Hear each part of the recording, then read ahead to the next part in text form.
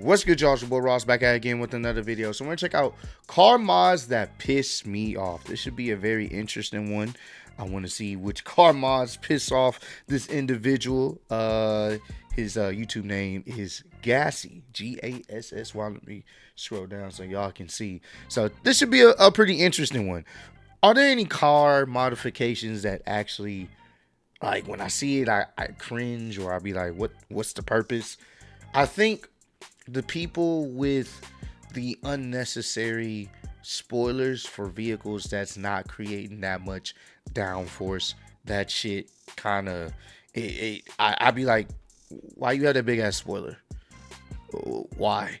We know you're not making that type of power. It may look cool, but it's not practical at all. You just have a big ass spoiler, or the excessive fake carbon fiber pieces everywhere, or the excessive side skirts and all these other things like that. You know your car is not going to get any faster, but I guess it looks cool. But to me, a lot of times it kind of looks tacky. I think sometimes less is more. If you have a car that requires a legit spoiler, then I would put one on. But if your car doesn't require that, you're not going to be making that much type of cutting through the wind like that at any high speeds. That's just one I can think of when I see it, and I've seen it so many times where I'm just like, bro, why? Okay, all right, appreciate all love, support. Let's get right into it, man. Car mods just make sense, and others, these are the best and worst car mods. Starting off strong with aftermarket steering wheels, this mod is perfect if you're using your car on the track, or at least in a scenario where you're going to be running into things all the time. If you're going to use a steering wheel like this, it's good to have harnesses and other safety equipment now that you don't have airbags. That's why I think it's a little bit of a weird mod to do to your daily driver, because you're going to be daily driving with a helmet now. No more airbags. Oops. It's probably not going to feel great when you hydroplane into a guardrail and slam your head into that cheap Taiwanese replica steering wheel, which is probably made out of cardboard. While aftermarket steering wheels can look cool as crap when you buy the right one, they can also look quite silly. The respectable opinions of the fellow car meat enjoyers will probably not approve. 9 times out of 10, the stock steering wheel works just fine. But if you're convinced that you need the benefits from a proper aftermarket steering wheel, then it's definitely worth it. Don't cheap out, bud. Removing your AC. Have you ever wanted free and easy horsepower? Yippee! Well, removing your AC is probably the easiest way to gain a couple of ponies. But why? It's because your AC adds rotational drag to the engine, since it's usually powered by a belt from your crankshaft. After you remove it, your engine isn't sending any power to the stupid climate control. It's just all going straight to the wheel. Okay, I'll be honest, you're probably not going to notice a difference, but it still helps if you're trying to juice every last horse out of your engine. Also, the AC unit itself can weigh around like 30 to 45 pounds, so if you remove it, you're at least getting a little bit of weight reduction. That's like how much a toddler weighs, right? I will personally not be doing this mod though. During the hot summers, minutes will feel like hours when you're sitting in the car. You'll probably be roasted alive. If I'm sitting in the McDonald's drive-thru waiting for my Big Mac, I do not want to be feeling like a baked potato. Also, my Big Mac sized passengers are guaranteed to be complaining. Removing your AC is really only for the strong and brave. For those who are chasing every last bit of performance from their car, I just wouldn't do it to my daily. Interior and exterior RGB lights. Do you want to stand out? Do you want everybody to look at your awesome race car? Do you want to be the lighthouse in the storm? Well, I have the perfect mod for you. Throw some lights on your car. If you have a riced out GT86 or a squatted GMC, this is the perfect mod for you. 90 times out of 100, I think light kits look a little bit funny, but I would be lying if I said that underglow couldn't look cool. I know I definitely felt some way when I watched Dom Toretto and his team pull. It depends on the car. I like it on certain JDMs and stuff, but it depends on the car. Not every car should have underglow. I'm just be honest. I've seen some, and I was just like, I don't think it needs it. Just like not every car needs all the quote-unquote ambient lighting all over the place. Some cars, it makes sense in how you do it, how subtle you are, because they're supposed to be subtle, but some people kind of overdo it. So, me personally, it just depends on the vehicle. When the underglow, what type of vehicle it is, if it matches how it's done, that's my personal preference. But not every car looks good with underglow. up to the truck heist in Fast and Furious with their kitted out Civic rocking some sick green underglow. Like, it can be done, guys. It can look good. Is the outside not enough? Hop on the TikTok shop and grab some interior lights. Now you can see your feet while you drive. Nice. I think the Starlight headliners actually look pretty cool most of the time. They kind of look like a 2017 RGB keyboard, but I really like it. And it's totally fine if you're into that. You'll mostly see these mods in high schoolers' cars because car lights are like the gateway drug to car modding. Gutted interior. This mod is not for the weak. Do not do this to your car unless you're ready to go full race car mode. Yeah. If you remove basically everything, the rear seats, passenger seat, carpet, sound deadening, headliner, door panel, center console, HVAC, and interior panels, you could expect to lose 150 to 350 pounds depending on your car, which is massive.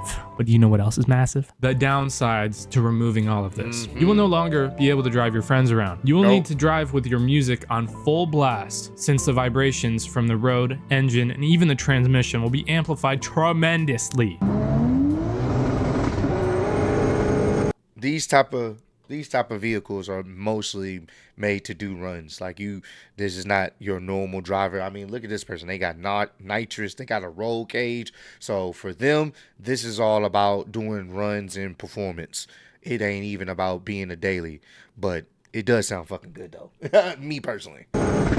Since you have no sound deadening, literally every pebble you run over will be as loud as crap. If you're ready to face the psychological effects of this mod, then it's awesome. But if you don't want to dread driving your car every day, then this mod is not worth it. And now, one from my personal collection, bucket seats. Do you miss being hugged and loved? I have great news for you. The bucket seat is an amazing hugger, and it'll keep your ass from moving even an inch. Even if you're tumbling down a mountain, you will not budge if you're in a bucket seat. Why would you want this though? Bucket seats help you drive much better. Since you won't have to brace yourself while going through corners, you can focus on the road and the awesome stuff that you're doing instead. These seats are snug and cozy if you buy some nice ones, and will keep you super safe, although it might interfere with some fancy airbag systems. So far, this mod sounds like a no-brainer, right? Well, there's some drawbacks. Sometimes bucket seats can look very out of place. If your car is as slow as shit and you install bucket seats, it's kind of like wearing a Cuban link in the trenches. They're also super annoying to get in and out of, especially if you have a fat ass like myself. This is a drawback if you're trying to pick up tortas, but overall, the bucket seat is a very solid mod with very small downsides. Aftermarket gauges. This is a super solid mod that is extremely useful. Whether you want to push your car to its absolute limits, or if you just want to keep things reliable, installing some aftermarket gauges to monitor your car is super helpful. You can see the oil temperature, water temperature, boost if your car is boosted, air fuel ratio, volts, and probably the most important gauge of all, oil pressure.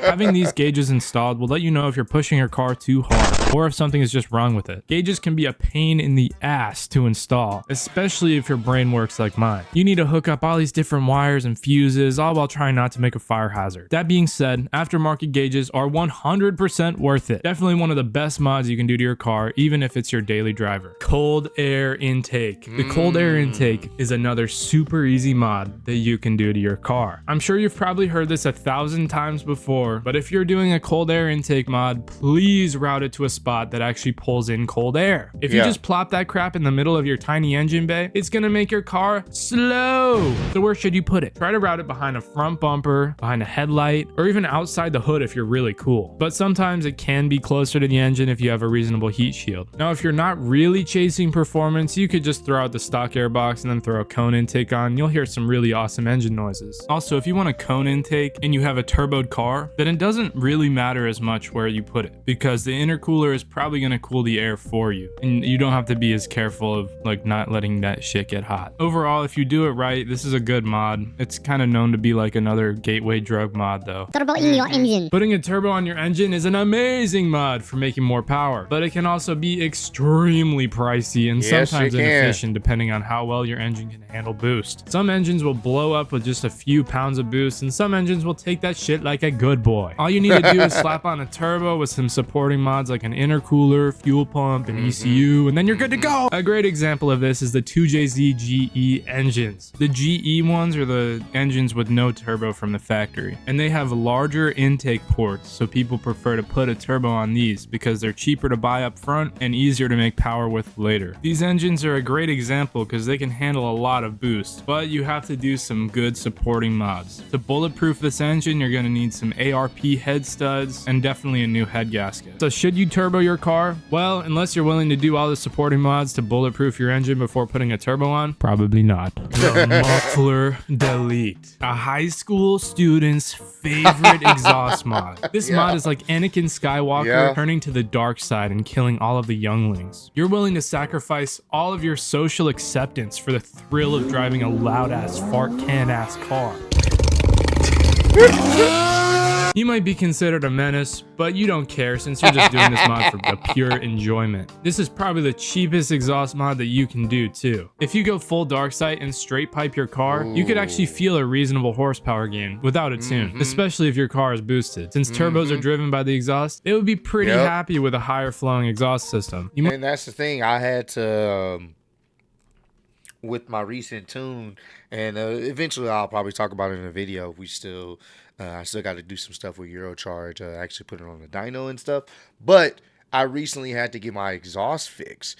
The reason being because I noticed, one, I could hear my turbo like way more than I could before, and that's because the downpipe that was connected to my exhaust had ruptured. So it was a big crack in the downpipe. So that's why I was able to hear my turbo so loud. Then there was the part where the actual downpipe connects to the exhaust, it was cracked there. So it was cracked on the downpipe, like there was an open part, and then there was an open part on the connecting angle to the exhaust. So not only was I able to hear my turbo, I was able to like hear like the popping of the exhaust way louder. That's why my shit sounded like a damn shotgun while I was driving down the street, because it essentially just was popping right underneath, pretty much not right underneath where I'm driving, because I want to say steering wheel is right here,